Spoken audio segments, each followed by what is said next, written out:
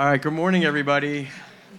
Welcome to Cannes. I am really honored to be on this panel today with three leaders across different industries in the media landscape. Today we have a very specific topic called the future of media. But I'm sure all of my colleagues today will have a different perspective. So let me do a quick introduction. We have Coghlan from Scope 3. She's the co-founder and COO.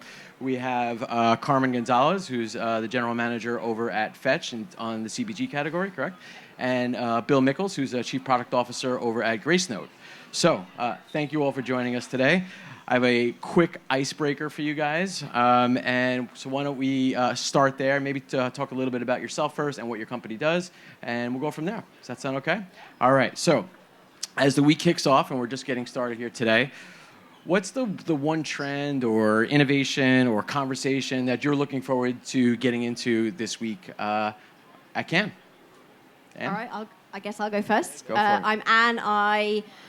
I'm very excited this week to be thinking about the intersection of sustainability and AI. So we'll definitely be coming on to that a little bit. So for those of you who don't know Scope 3, we are founded to decarbonize media and advertising. But actually, over the last 3 years since we started the company, really realized that in order to do that, we have to help brands drive safe and sustainable growth. And so really by focusing on the positive business outcomes of being more sustainable, we've seen an incredible amount of traction and interest and results in enabling brands to be able to do that. So that's why I'm excited about sustainability and AI, because I feel like AI is... we just heard on the previous panel, it's exciting, it's going to be great. I think of it a little bit as throwing a grenade into all of our workflows and everything we know. I was at a panel last week and someone said in a session that AI was an extinction event. So lots of different ways of thinking about it. And so I'm being really excited to dig into that. That is a dark description of AI, Yeah. An extinction event. Correct, and bombs. So not good. Yeah, right? Thank you. My name is Carmen Gonzalez with Fetch Rewards. We are a consumer rewards app.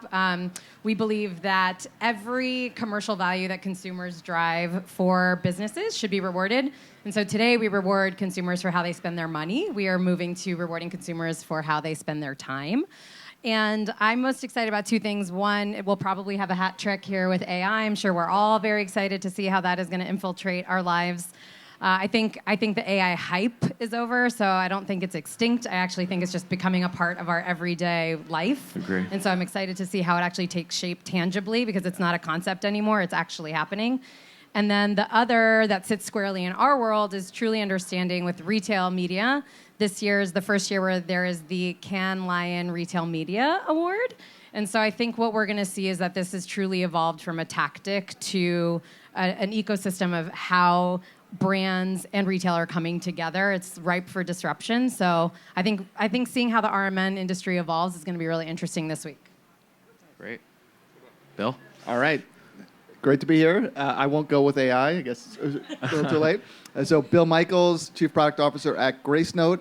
A little overview. Gracenote is a digital media metadata company. So what that means is you touch our data every time you turn on your TV. So whether any sort of CTV operating system you work with, when you go to pick a show, find, discover, that's all Gracenote data, giving you the images, giving you the titles, the descriptions that power all of that search and discovery on there. So we touch you, but no one knows our name. So you interact with our data all the time. For me this week, what I'm interested in is seeing how some of the connected TV data flows evolve, how that changes between some of the top-tier apps and some of the fast channels, how they're evolving of sharing their data, sharing their IDs, sharing identity in the different programmatic workflows or in the direct workflows, so that the ad buying systems can use AI to make better decisions, but also can use sort of more traditional deterministic algorithms to make buying decisions on those. That's great. Thanks, guys. So Bill, I think, as you kind of sit at the intersection of content and data at Gracenote, how do you see the use of that data helping us drive smarter media decisions? Great question. So The way I think of it, there's a couple lanes of data for decisioning. There's sort of the audience, which is the identity piece, and that's been around for a while. That's highly trafficked. It's got a great ecosystem around it. It works well. So we sort of grew up on that on the web, then on mobile, and now it's happening through IP addresses on CTV. Yeah. That's what everybody's used to. Contextual piece is been around on the web for a while. So we've done that through URLs and parsing and keywords, and that's been a really healthy injection of quality and data decisioning. The next evolution there where we see is it's going to happen on CTV, but there's no URL for CTV, right? There's no sort of HTML or things to parse and pull down. It's all about the context of what that piece of entertainment is and also what's going on the screen. So I see that evolving as we're going to get smarter and more sophisticated around how we understand what's going on a user's screen and how a brand buyer can then leverage that in intelligent ways to get the outcomes they want. Yeah, that's great. Cool. And we've mentioned AI a few times already here today, so we might as well get into it. With Scope 3's being on a mission to decarbonize media, how do you balance that with the amount of energy that it takes to power AI and performance in marketing? Yeah, so I think one of the challenges that we had right at the beginning of Scope 3 was convincing people that this data signal that we needed was actually something where you could tie to performance. So what Bill just said around having the signal is an injection of quality. I love that. We kind of saw that from the outset of Scope 3. But when you're convincing a marketer that they need to really measure and understand their supply chain, that is relatively easy to do when you can show them that there are performance benefits. What does that mean? Well, if you're wasting carbon on generating ad auctions to show an ad that no one ever sees, you're wasting carbon and you're wasting money. If you're buying made-for-advertising sites, you're wasting carbon and you're wasting money. Then when you add AI in, AI is not necessarily always going to be in the media supply chain. It's also going to be all the things that you do around that. And I think, the generation of creative, so using generative AI in creative production is huge. Yeah. And I think what's really interesting is because we're quite early on this, unlike, this industry that's been around for a really long time when no one really thought about the carbon footprint, we're already thinking about the carbon footprint of AI. Yeah. A couple of weeks ago, I was in a taxi and the taxi driver said, what do you do? It's always fun to try and explain that in 2 sentences to a taxi driver. But then he said, oh yeah, I've heard that ChatGPT is really thirsty for water. I read that. Wow. And I was like, yeah, it's entering into the public consciousness that, these frontier models, whether you use ChatGPT or Gemini or whatever, are using an incredible amount of energy. Energy comes from the energy grid where the data centers are located. And depending on how clean or dirty that energy is, grid is, you're going to be using a lot of energy, and then you need a ton of water to cool down the data centers. Yeah. So for us, the first step is an education piece. And I think as you are using a new technology, you only see the excitement and the positivity. Then you have over on one side the ethics questions and the carbon questions, and even just having that in mind and having some data points means that you can start making performance and efficiency decisions. So we published some research a few weeks ago. It's really hard to think about this tangibly, but one of the stats that came out was, everyone knows the really famous expression, a picture is worth 1,000 words. Well, we did some research to see, if you ask, your favorite frontier model that can do it to generate a picture for you, how many words is that worth? So it's actually just over 14,000. So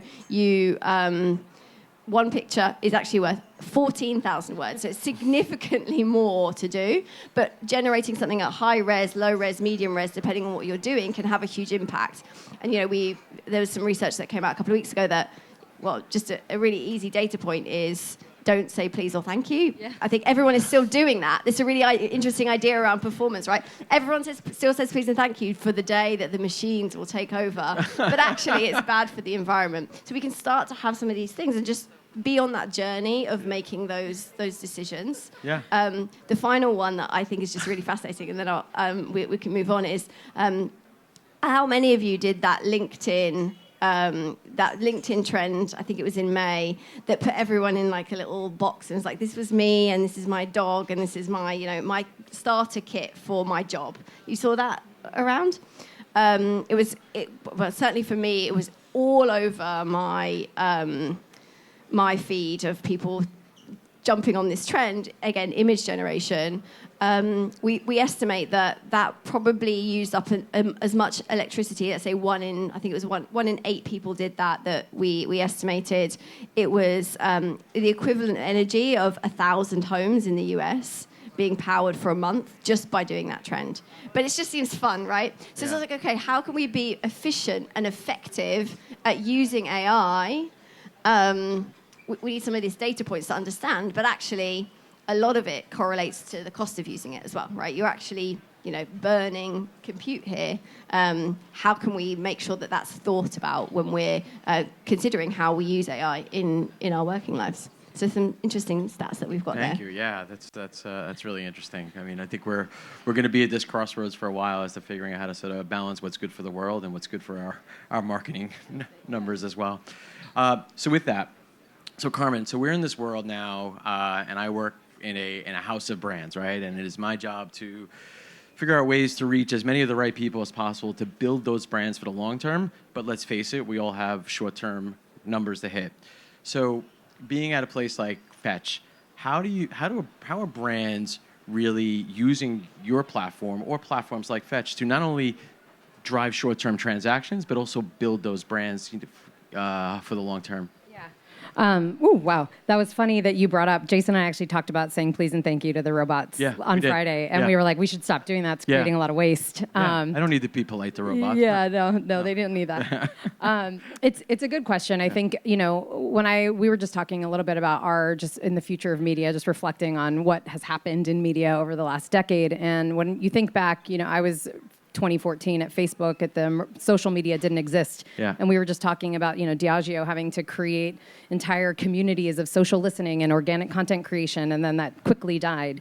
But that was at the very beginning of storytelling and shopping. And so that connection wasn't there. And then thinking about later on in my career with Pinterest, what we were reflecting on, it was like, how do you actually tie inspiration and discovery that sat way upstream from retail? And so it was like actually thinking about what matters for brands. And so a platform like Fetch today, you really think about the position to win at this moment of intent and transaction and driving incrementality and all of that coming together.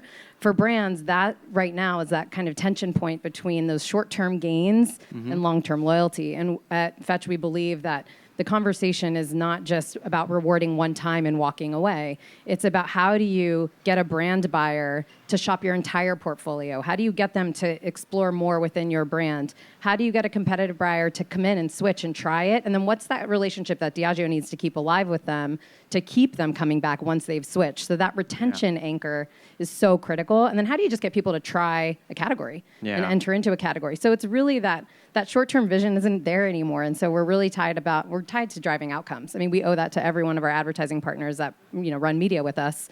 Is it has to come back to an outcome. And so those days of short-term metrics are over. Yeah, no, I think that's right. I think advertisers should be thinking about how they're using that data that's coming through Fetch to not only drive those short-term transactions, but using that data to build insights to continue to build those brands over time, not just on Fetch, but beyond that as well. So I think that's a big part of what you guys do really well. Bill, I guess if AI is changing the way media is bought and measured and optimized, what are the human capabilities that we need to consider moving forward in this world of AI? Where are humans continuing to sort of play that role? What's the type of discipline that we need to have? Probably less and less of a role, but that doesn't mean I don't know. That doesn't mean that our unique ability to understand context and understand emotions and things like that will be useless. So I don't know.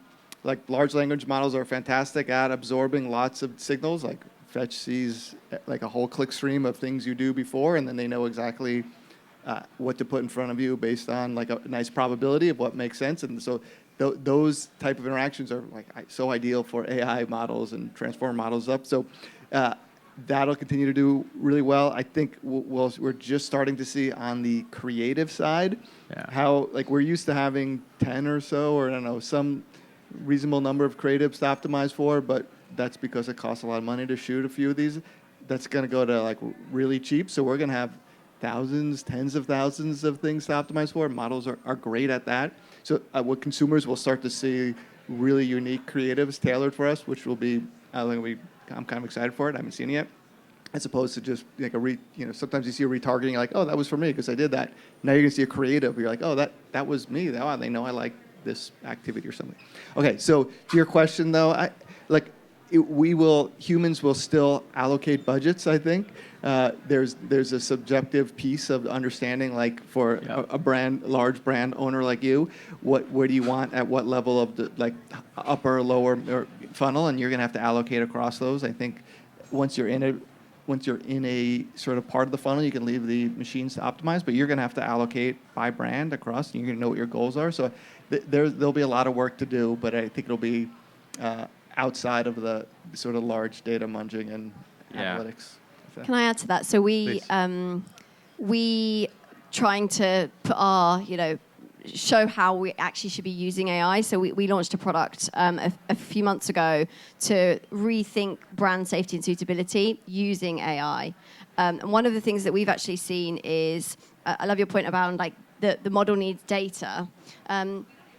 I think a data point that gets overlooked a lot, because I'm certainly someone who thinks about everything that you get in the bid stream and all of these like tangible points that you can put into a spreadsheet, is that we should think of human creativity as a data point in and of itself.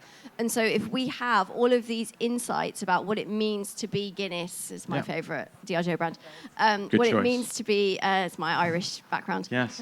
What it means to be Guinness, what does Guinness stand for? How you should be thinking about where Guinness shows up online, but also who your consumers are. All of that knowledge, all of that tacit insights that help you to tell a story. I think that's the data that the model needs, and the model is not necessarily going to create. And I think of that as a really powerful way of how to leverage AI is, you have more time to think about that human creativity, and then the AI agent does the job for you of making sure that it's analyzing all the bits of the bid stream that help you. But I think there is a need for human to be in the loop, and then a way of thinking about, what can we still hopefully do that the machine can't do, or that we really need to verify and check. One of the things that I was just thinking a build for both of you is how this is going to translate into strategies for our brands. Obviously, all of those data inputs need to be so like the highest quality level of input, deterministic, not modeled, one-to-one data. But I think where it gets really interesting is like, you're like, oh, that was me. That represents me. I'm interested in seeing that. Personalization is key. But the next piece of this is predictive. And this is where I get really excited for brands, is like, who is going to be next to get a puppy? When we're working with our pet parents, it's like they want to get new households.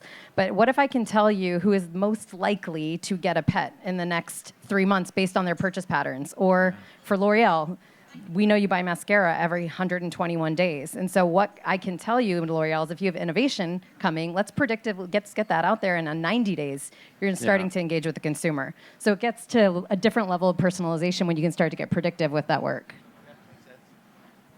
I guess also, like, I'm curious from the brand side.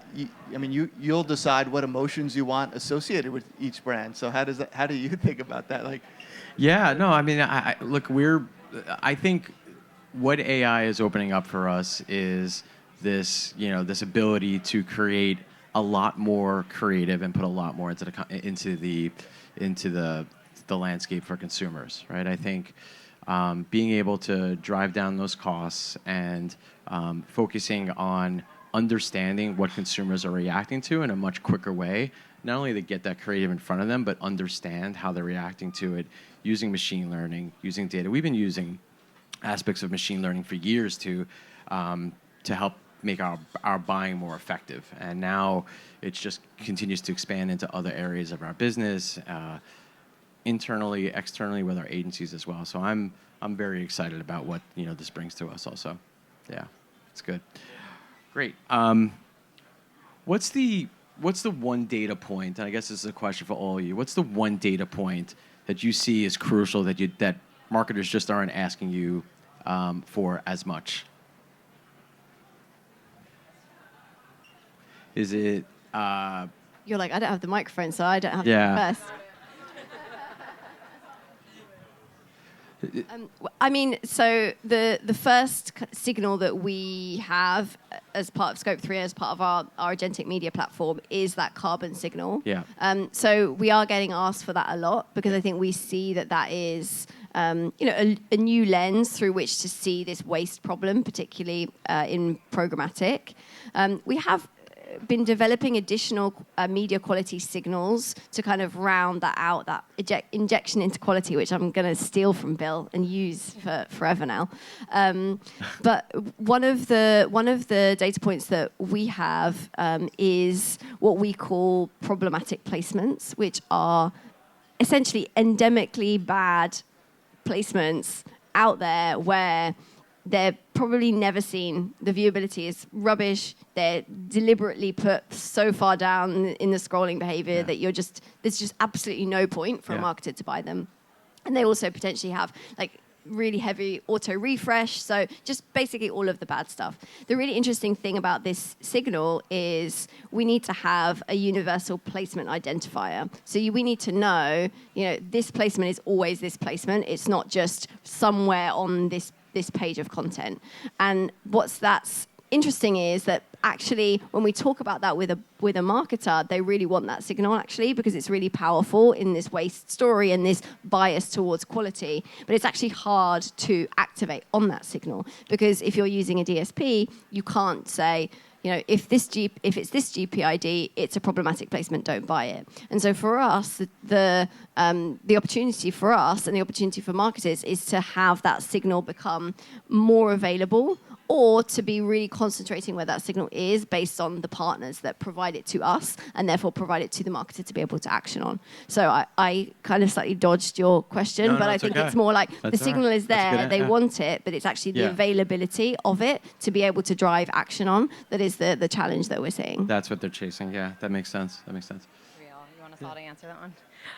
For us, I think so Fetch sits today on the tune of $158 billion of annualized GMV. So if you look at all of the sales data that we sit on today, we're the third largest retailer. Wow. And consumers are uploading 11 million receipts a day. So we're sitting on a ton of data. So our advertisers, like you, come to us and ask us questions about number one, how do we drive incrementality? All of those use cases we talked about earlier. The other one that I think is not relevant anymore that we're all starting to see is the impression is really dead. Viewability does not necessarily link to an outcome. Consumers are chasing value. And so what I've seen this shift in trend of going to these vanity metrics like engagement, views, clicks, and that is really gone. And today is the day of actually closing the loop and being able to show our advertisers what is an actual purchase, not a model number, but actual deterministic purchase data that's showing true incremental outcomes. So that's just a landscape shift, but you guys are holding us to that. Yeah, for sure. Right. That's great. Yeah, I think the incrementality and then the actually being able to measure that and have outcomes based on that is that'll continue to happen, and maybe in a couple of years, people will be shocked that they bought on things like that they optimize to things that are like third order effects. They're like, wow, we spent a lot of money on that, and viewability didn't mean anything. We really care about this outcome. I guess another metric then. So once we start to get accustomed to and buying on those outcomes is then going back and seeing what were the data signals that drove those. So as CTV becomes a larger mix of our spend, I imagine then we'll start looking at contextual, other things that are going on that are from that CTV buy that are correlated to or impacting that outcome. So I think we'll have more data. We'll be able to tie more elements of what somebody is engaging with to what those outcomes are. Yeah. That's great. Great. Bill, do you see the shift happening in the CTV space with advertisers moving from how they traditionally use linear TV as a branding mechanism to this cross between branding and driving sales or transactions in the CTV space? Yeah, definitely. So I guess it'll be the first piece was like, this is addressable. That would be the first step like, Right. I can apply my audiences now, or I can start to apply context. This is amazing. I couldn't do that before. I had a proxy for it before, and now the next thing would be like, oh, and then I can measure an outcome from it. So that'll be great. So folks like you can see where I'm spending and where that's driving, and that could be in Vetch, or it could be some sort of receipts you're getting from Walmart, something like that. The next step there will probably be you're optimizing for it in real time. So you can measure after and make adjustments. But the next thing will be like, why aren't you looking at it every couple minutes and seeing what's flowing in and then adjusting and your allocations there? So that'll be allocations, and that's where like agentic platforms will do fantastic well in that environment too. Yeah, I mean, huge opportunities for platforms like Fetch to use CTV to close that loop for consumers as well, right? Okay, so I think we only have a couple of minutes left here, so we'll wrap it up with one final question for all of us. All right, so fast forward 5 years, it's Cannes 2030. We're all still sweating, probably still talking about AI, what's the one media practice or metric that we're all still talking about that we wish were dead at that point?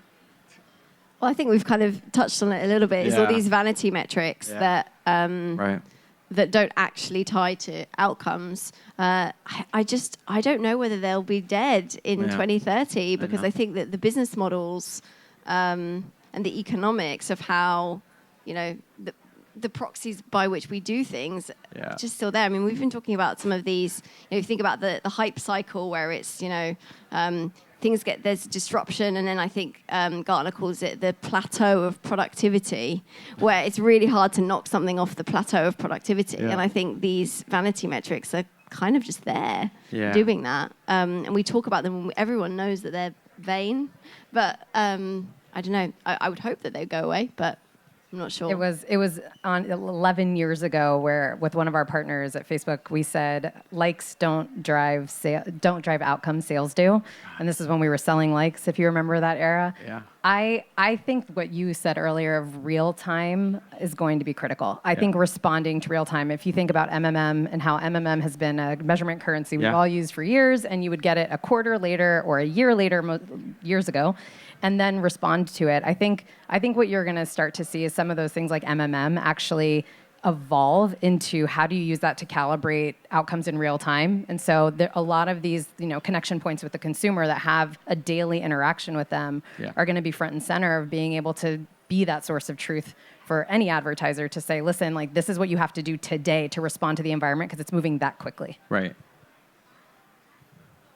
All right, I'll go with made for advertising. It seems like industry talks about that still decent amount, and I think it'll just go away. Like we'll get smart enough to know what drives your incrementality based on the content you're consuming and all the other data points you have. So it'll just be like, yeah, of course I don't buy that. Like we're smart. We have algorithms that can figure out if somebody puts up something that's useless, it'll very quickly be optimized away and it'll just evaporate. So maybe we won't be so obsessed with supply path and thinking that we're wasting on these things because it'll be an efficient enough market that we just collapse it. Yeah, I think that's great. I think all that automation is going to change so much of how we're operating right now, our agency models, how we operate as a marketing team, just changing the culture of just less manual, more understanding, automated optimization. I think it's great. I'm excited about that for the next 5 years at least. You guys have said it all. You've answered all their questions. They're done. Everyone can go home now. Get on your planes. All right. Thank you very much, everybody. Thanks. Thank you. Thank you.